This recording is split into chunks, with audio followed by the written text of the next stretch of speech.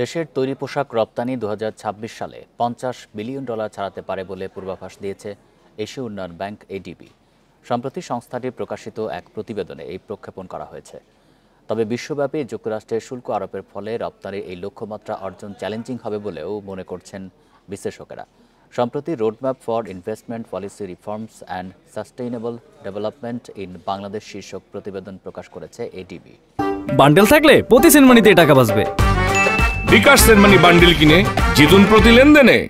এই প্রতিবেদনে বিশ্বব্যাংক গ্রুপের প্রতিষ্ঠান ইন্টারন্যাশনাল ফাইন্যান্স কর্পোরেশনের তথ্যসূত্রের ভিত্তিতে ২০২৬ সালে তৈরি পোশাক রপ্তানি $৫১ বিলিয়ন উন্নীত হতে পারে বলে প্রক্ষেপণ করা হয়েছে।